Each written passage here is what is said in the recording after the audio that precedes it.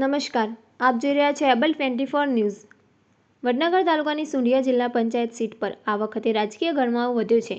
Bharatiya Janata party તરફથી ticket ન મળતા ચિંકલકુમાર જયંતિભાઈ પટેલે અપક્ષ ઉમેદવાર તરીકે પોતાની ઉમેદવારી નોંધાવી છે, જેના કારણે સ્થાનિક રાજકારણમાં નવી ચેતના જોવા મળી રહી છે। ચિંકલભાઈ દ્વારા પ્રચાર અભિયાનને જોરશોરથી આગળ વધારવામાં આવી રહ્યું છે। ગામે ગામે જઈને તેઓ લોકો સાથે સીધી મુલાકાત કરી રહ્યા છે અને સ્થાનિક પ્રશ્નો તથા વિકાસના મુદ્દાઓ પર ખુલ્લી ચર્ચા કરી રહ્યા છે। તેમની સરળ અને જોડાણસભર શૈલીને કારણે સુંઢિયા વિસ્તારમાં લોકોનો સારો પ્રતિસાદ મળતો જોવા મળી રહ્યો છે। ખાસ કરીને ગ્રામજનોમાં એક સ્પષ્ટ લાગણી ઊભી થઈ રહી છે કે ગામનો ઉમેદવાર જ પસંદ કરવો જોઈએ। લોકો માને છે કે સ્થાનિક ઉમેદવાર ગામના પ્રશ્નોને વધુ સારી રીતે સમજી શકે અને તેનો ઉકેલ લાવી શકે।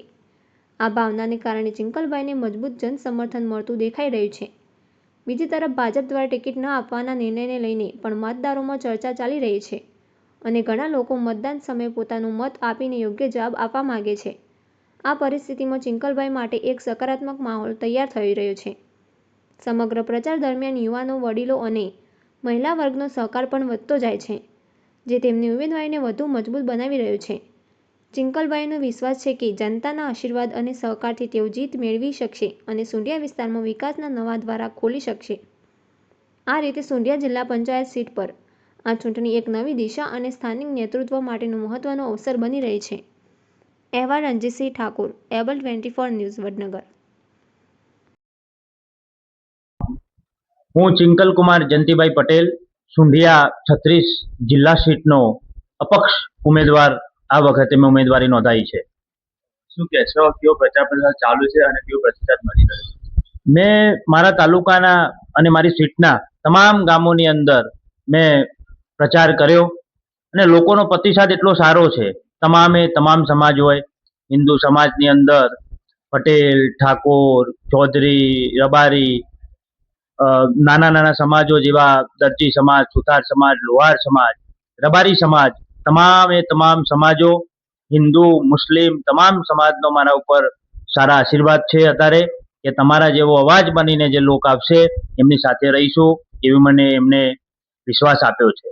અપક્ષ ઉમેદવારી નોંધાવવાનું મુખ્ય કારણ? અપક્ષ ઉમેદવારી નોંધાવવાનું મુખ્ય કારણ એવું કે ભારતીય જનતા પાર્ટી અત્યારે એ સત્તાના નશાની અંદર જે નિર્ણયો લઈ રહી છે, પ્રજાના કામો થતા નથી, ભ્રષ્ટાચારે માજા મૂકી છે, દારૂ ડ્રગ્સના જે વેપારો થઈ રહ્યા છે, આ સત્તા જે બહેરી સરકાર બની છે, અત્યારે દેશની અંદર 3 વસ્તુ થઈ છે: સૂતેલી પ્રજા, નબળો વિપક્ષ અને હત્યા થઈ રહી છે। તમે જોયું હશે કે એન કેન પ્રકારે જે ફોર્મ પાછા ખેંચવા, બિનહરીફ કરી દેવું, જેનાથી લોકશાહીને ભવિષ્યના વર્ષોમાં માઠી અસર પડશે। તો આમ અસર સામે લડવા માટે, ભ્રષ્ટાચારને હટાવવા માટે આ લડાઈ અન્યાયની સામે ન્યાયની છે, ભ્રષ્ટાચારની સામે પ્રમાણિકતાની છે, અજ્ઞાનતાની સામે જ્ઞાનની લડાઈ છે। તો આ લડાઈમાં મેં ભાગ લીધો છે। એક યુવાન તરીકે હું પ્રજા વચ્ચે જઈશ અને આ મુદ્દાઓ હેઠળ હું એમની જોડે મત માંગીશ। વિશેષમાં ખાસ કરીને કેવા મુદ્દાઓ છે પ્રજા વચ્ચે ઉતરવાનું કારણ કે ખેડૂતોનું સતત શોષણ, ભાજપ સરકાર નાના લોભ લાલચ આપી અને સત્તા ઉપર એન કેન પ્રકારે બેસી રહે છે। હિન્દુ મુસ્લિમનો મુદ્દો લાવવાનો, જ્યારે ચૂંટણી આવે આતંકવાદીનો મુદ્દો લાવવાનો। અત્યારે તમે ભાજપ જોયું હોય તો ક્યારે કોઈ જગ્યાએ વિકાસના નામે મત માંગવા જતી નથી। એક પણ મુદ્દામાં હિન્દુ મુસ્લિમ, હિન્દુત્વ અને મુસલમાન, આ મુદ્દાઓ હેઠળ અત્યારે સરકાર મતો માંગી રહી છે। તો અમે જઈશું પ્રજા વચ્ચે, લોકોનો અવાજ બનવા માટે। લોકોનો કોઈ પણ પ્રશ્ન હશે, એ પાણીનો હશે, ખેડૂતોનો હશે, રોડ, રસ્તા, ગટર, કોઈ પણ પાયાની સુવિધા માટે અમે લડતા રહીશું। લોકોનો અવાજ બનીને લોકો વચ્ચે જઈશું અને આ બેરી સરકારની અંદર અવાજ કરીશું, ગુંજ કરીશું કે હવે પ્રજા ચલાવી નહીં લે। આ મારી જીત હશે, એ પ્રજાની જીત હશે, લોકોની જીત હશે। વિકાસના કામો લઈને શું કહેશો?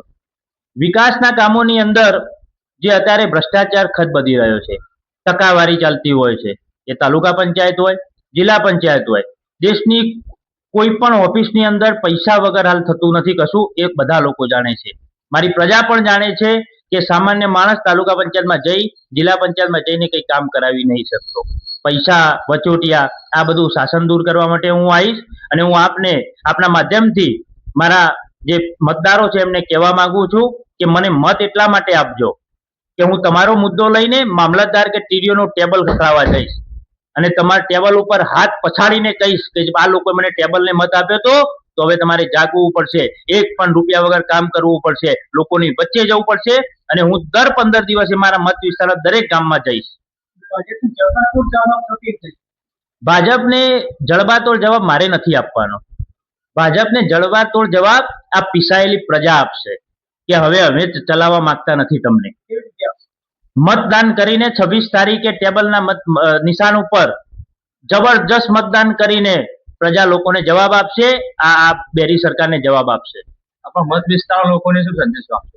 મારા મત વિસ્તારના લોકોને હું સંદેશ આપું છું કે આ વખતે હું ચિંકલકુમાર જયંતિભાઈ પટેલ અને જયંતિભાઈ લખુદાસ પટેલ જે પ્રમાણિક માણસ તરીકે એમની લોકો વચ્ચે જતા હતા, અત્યાર સુધી પ્રજાનું કામ કર્યું છે, તો પ્રજા મને આશીર્વાદ આપે અને તમે મને જીતાડશો તો હું સતત આપના માધ્યમથી દરેકનું વિકાસનું કાર્ય કરીશ. આપના દીકરા તરીકે મને સ્વીકારજો. ભારત માતા કી જય.